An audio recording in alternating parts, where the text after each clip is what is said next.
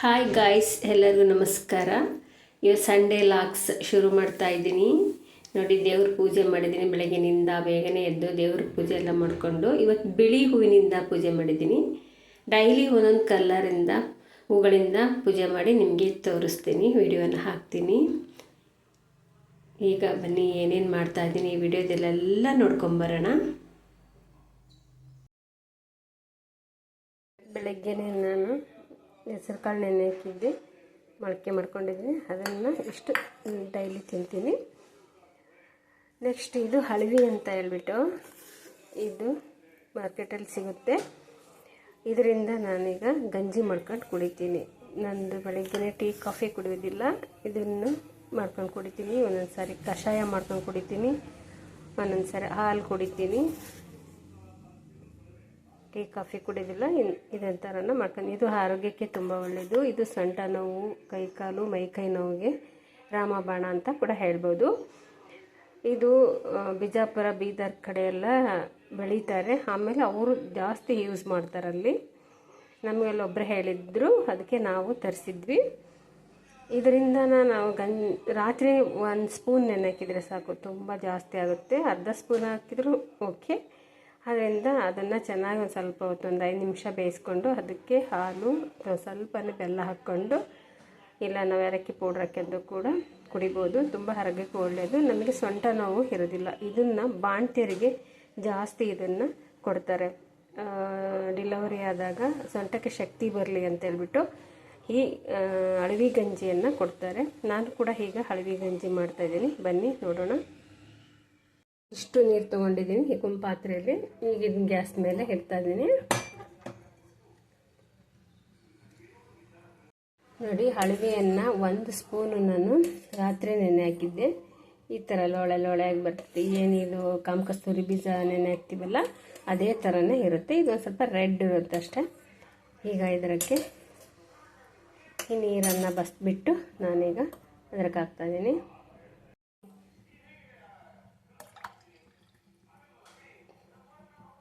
ಒಂದು 5 ಮಿನಿಟ್ ಇದನ್ನು ಬೇಯಿಸ್ಕೋಬೇಕು.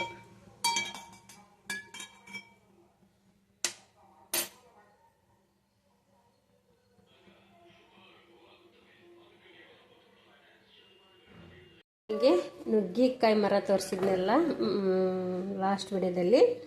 ಈಗ ನೋಡಿ, ಎಷ್ಟೊಂದು ನುಗ್ಗಿಕಾಯಿ ಬಿಟ್ಟಿದೆ. ನಮ್ಮ ಗಾರ್ಡನಲ್ಲೇ ಬಿಟ್ಟಿರೋಂಥದ್ದು. ಇನ್ನು ಇಷ್ಟು ಇತ್ತು, 1 kg ಮೇಲೆ ಸಿಕ್ಕಿದೆ ಅನಿಸ್ತದೆ. ನಾನು ಪಕ್ಕದ ಮನೆಯವ್ರಿಗೆ ಇಷ್ಟು ಕೊಟ್ಟಿದ್ದೀನಿ, ನಾನಿಷ್ಟು ತೊಗೊಂಡಿದ್ದೀನಿ. ನೋಡಿರಿ ಎಷ್ಟು ಚೆನ್ನಾಗಿದೆ, ಫ್ರೆಶ್ ತಾಜಾ ಇದೆ, ಸಖತ್ತಾಗಿ ಬಿಡ್ತಾ ಇದೆ. ಇನ್ನೂ ತುಂಬಾ ಇದೆ ಗಿಡದಲ್ಲಿ. ಹಳವಿ ಎಷ್ಟು ಚೆನ್ನಾಗಿ ಕುದೀತಾ ಇದೆ. ಇನ್ನೊಂದು 3 ಮಿನಿಟ್ ಕುದ್ರೆ ಸಾಕು. ಆಮೇಲೆ ಒಂದು ಸ್ವಲ್ಪ ಬೆಲ್ಲ, ಉಪ್ಪು, ಹಾಲು ಹಾಕ್ಬಿಟ್ರೆ ಹಳವಿ ಗಂಜಿ ರೆಡಿ ಆಯಿತು.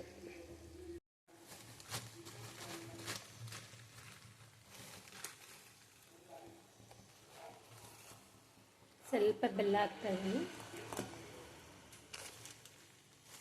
ಶುಗರ್ ಇರೋರೆಲ್ಲ ಮಾಡ್ಕೊಂಡು ಕುಡಿಬೋದು. ಬೆಲ್ಲ ಒಂದು ಸ್ವಲ್ಪ ಹಾಕ್ಕೊಂಡು ಹಾಕ್ತಾಯಿದ್ದೀನಿ. ನೋಡಿ, ಎಲ್ಲ ಚೆನ್ನಾಗಿ ಬೆಂದ್ಕೊಂಡಿದೆ ಗಾಳಿಗೆ. ಈಗ ಹಾಲು ಹಾಕ್ತಾಯಿದ್ದೀನಿ.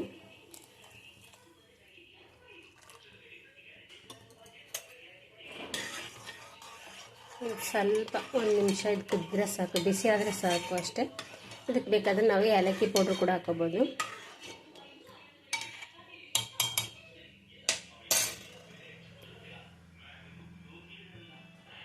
ಹಳವಿ ಗಂಜಿ ರೆಡಿ ಆಯಿತು. ಈಗ ಇದನ್ನು ಒಂದು ಗ್ಲಾಸಿಗೆ ಹಾಕ್ತಾಯಿದ್ದೀನಿ.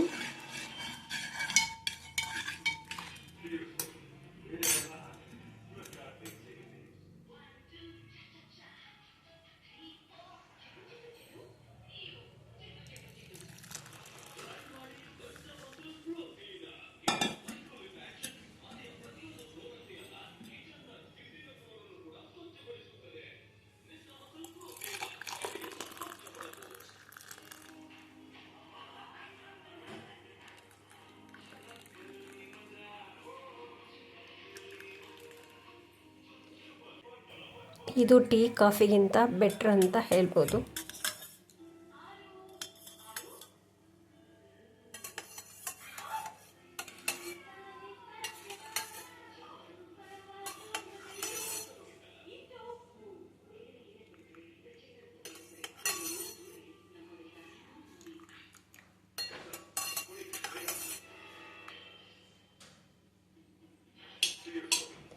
ನಾನು ನಮ್ಮಮ್ಮ ಕುಡಿತೀವಿ. ನಮ್ಮ ಕೈತೋಟದಲ್ಲಿ ಬಿಟ್ಟಿರುವ ಪಪ್ಪಾಯ ಹಣ್ಣು. ಇವತ್ತಿನ ಲಾಕ್ಸಿನಲ್ಲಿ ರೊಟ್ಟಿ ಪಲ್ಯ, ಕಾಳುಗಳ ಪಲ್ಯವನ್ನು ಮಾಡಿ ತೋರಿಸ್ತೀನಿ. ಎಲ್ಲ ಕಾಳುಗಳನ್ನು ಹಾಕಿಬಿಟ್ಟು ನಿಮಗೆ ಒಂದು ಪಲ್ಯವನ್ನು ಮಾಡಿ ತೋರಿಸ್ತಾ ಇದ್ದೀನಿ. ಬನ್ನಿ, ಈ ವಿಡಿಯೋನ ಕೊನೆ ತನಕ ನೋಡಿ. ಬನ್ನಿ, ಈಗ ಹೇಗೆ ಮಾಡೋದು ಅಂತ ಹೇಳ್ತಾ ಹೋಗ್ತೀನಿ. ನಾನು ಮಿಕ್ಸ್ ಕಾಳು ಹಾಕ್ಕೊಂಡಿದ್ದೀನಿ. ಇದರಲ್ಲಿ ಬಟಾಣಿ ಕಾಳು ಹಾಕ್ಕೊಂಡಿದ್ದೀನಿ, ಕಡಲೆ ಕಾಳು ಹಾಕ್ಕೊಂಡಿದ್ದೀನಿ, ಅಲಸಂದಿ ಕಾಳು ಹಾಕ್ಕೊಂಡಿದ್ದೀನಿ. ಎಲ್ಲ ಕಾಳನ್ನು ರಾತ್ರಿ ನೆನೆ ಹಾಕಿದ್ದೆ. ಒಂದು ನೈಟ್ ನೆನೆ ಹಾಕಬೇಕು. ಹೀಗೆ ಇದನ್ನು ಕುಕ್ಕರ್ಗೆ ಹಾಕ್ತಾಯಿದ್ದೀನಿ. ಬಟಾಣಿ ಕಾಳು, ಕಡಲೆಕಾಳು, ಅಲಸಂದಿ ಕಾಳು,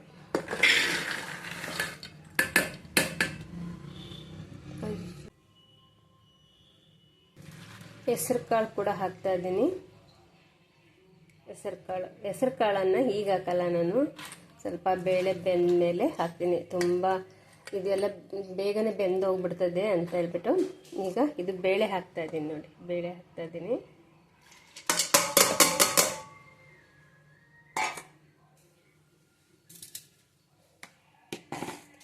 ಈಗ ಸೊಪ್ಪು ಹಾಕ್ತಾ ಇದ್ದೀನಿ. ಯಾವುದಾದ್ರೂ ಸೊಪ್ಪು ತಗೋಬೋದು ನೀವು. ನಾನು ಅರಿವೆ ಸೊಪ್ಪು, ಸ್ವಲ್ಪ ಸಬ್ಬಸಿಗೆ ಸೊಪ್ಪು ತಗೊಂಡಿದ್ದೀನಿ.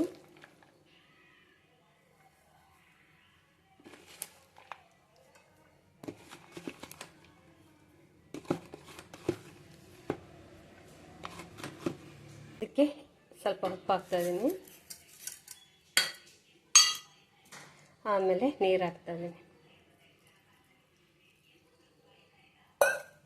ಎಲ್ಲವನ್ನು ಹಾಕಿ ಈಗ ಸ್ಟವ್ ಮೇಲೆ ಇಡ್ತಾ ಇದ್ದೀನಿ ಕುಕ್ಕರು. ಒಂದು 3 ವಿಷಲ್ ಹಾಕ್ಸಿದ್ರೆ ಸಾಕು.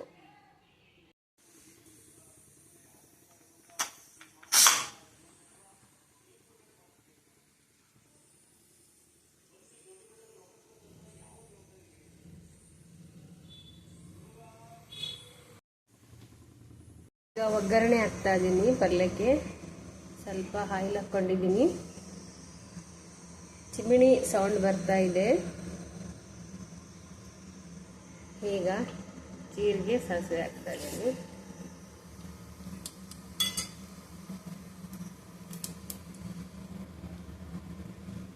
ಹಸಿಮೆಣಸಿನ್ಕಾಯಿ ಹಾಕ್ತಾ ಇದ್ದೀನಿ.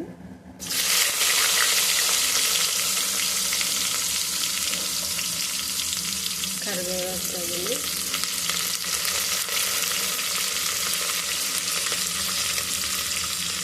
ಈರುಳ್ಳಿ, ಒಂದು ದೊಡ್ಡದು ಈರುಳ್ಳಿ ಆದರೆ ಸಾಕು. ಟೊಮೆಟೊ, 2 ಟೊಮೆಟೊ ತಗೊಂಡಿದ್ದೀನಿ.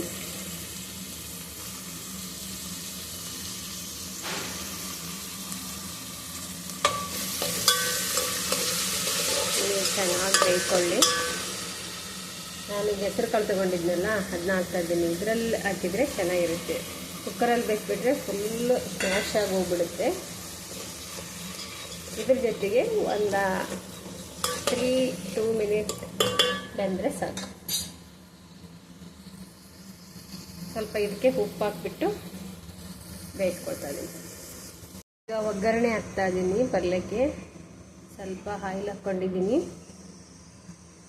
ಚಿಮಿಣಿ ಸೌಂಡ್ ಬರ್ತಾ ಇದೆ. ಈಗ ಜೀರಿಗೆ, ಸಾಸಿವೆ ಹಾಕ್ತಾ ಇದ್ದೀನಿ.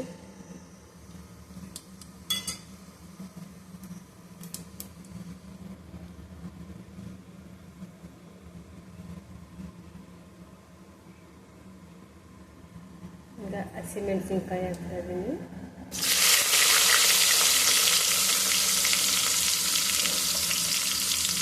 ಕರಿಬೇವು ಹಾಕ್ತಾ ಇದ್ದೀನಿ.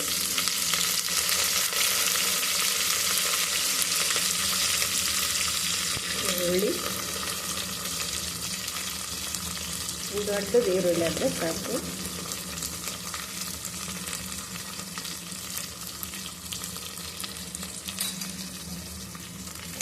ಸ್ವಲ್ಪ ಫ್ರೈ ಮಾಡ್ಕೊಳ್ಳೋಣ. ಚಿಮಿಣಿ ಸೌಂಡ್ ಬರ್ತಾ ಇದೆ.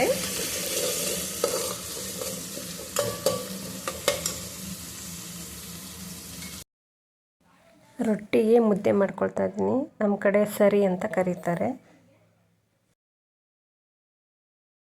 ನೋಡಿ, ಚೆನ್ನಾಗಿ ಬೆಂದ್ಕೊಂಡಿದ್ದೆ. ಚೆನ್ನಾಗಿ ಬೆಂದ್ಕೊಂಡಿದೆ. ಈಗ ಒಗ್ಗರಣೆ ಹಾಕಿದ್ವಲ್ಲ ಅದರಲ್ಲಿ ಹಾಕ್ತೀನಿ.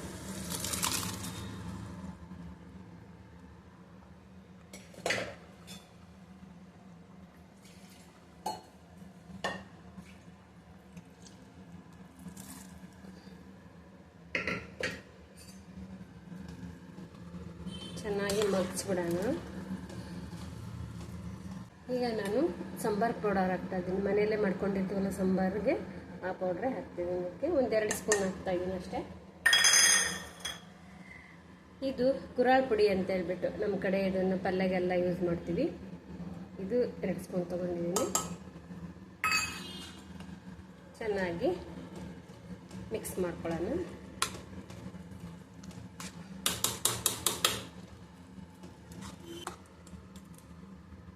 ಈಗ ಒಂದು 3 ನಿಮಿಷ ಇದು ಬೇಯಿಸೋಣ. ಸ್ವಲ್ಪ ಬೇಕಾದ್ರೆ ನೀರು ಹಾಕಿ ತೆಳ್ಳಗೂ ಮಾಡ್ಕೋಬೋದು, ಗಟ್ಟಿಗೂ ಮಾಡ್ಬೋದು, ಅನ್ನಕ್ಕೆ ಬೇಕಾದರೆ ಯೂಸ್ ಮಾಡ್ಬೋದು, ಉಪ್ಪು ಬೇಕಾದರೆ ಹಾಕೋಬೋದು. ಇದನ್ನು ರೊಟ್ಟಿಗೆ ಮಾಡ್ಕೊಂಡಿದ್ದೀನಿ. ರೊಟ್ಟಿ ಮಾಡೋದು ಹೇಗೆ ಅಂತ ನಿಮಗೆ ಗೊತ್ತು, ನಾನು ತೋರಿಸೋದಿಲ್ಲ. ಚೆನ್ನಾಗಿ ಕುದೀತಾ ಇದೆ. ಪಲ್ಯ ಒಂದು 3 ನಿಮಿಷ ಕುದಿದೆ.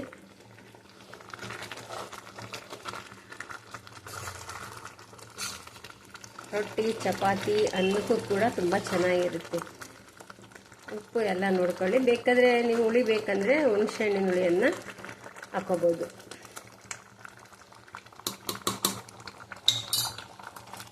ಈಗ ಇದಕ್ಕೆ ಸ್ವಲ್ಪ ಕೊತ್ತಂಬರಿ ಸೊಪ್ಪು ಹಾಕಿ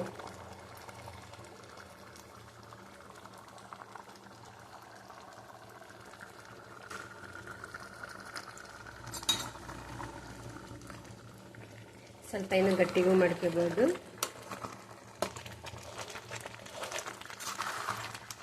ಈಗ ಎಲ್ಲ ಕಾಳುಗಳ ಸೊಪ್ಪು ಹಾಕಿ ಗಟ್ಟಿ ಸೊಪ್ಪು ಅಂತ ಕರೀತಾರೆ ನಮ್ಮ ಕಡೆ. ಈ ಪಲ್ಯ ರೆಡಿ ಆಯಿತು. ಈ ರೊಟ್ಟಿ ಮಾಡ್ತಾ ಇದ್ದೀನಿ.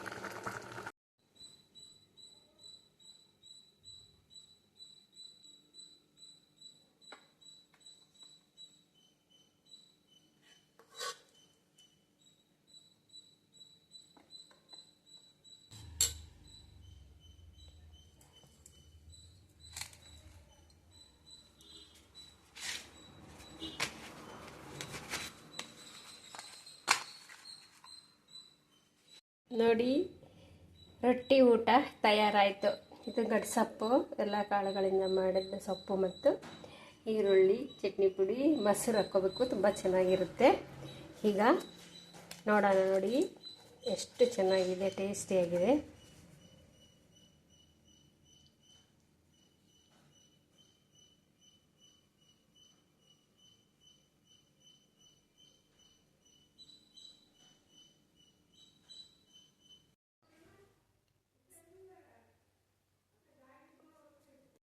ಈ ಗಡ್ಸೊಪ್ಪು ಅನ್ನದ ಜೊತೆ, ಚಪಾತಿ ಜೊತೆ, ರೊಟ್ಟಿ ಜೊತೆ ಎಲ್ಲದಕ್ಕೂ ಸೈ ತುಂಬ ಚೆನ್ನಾಗಿರುತ್ತೆ.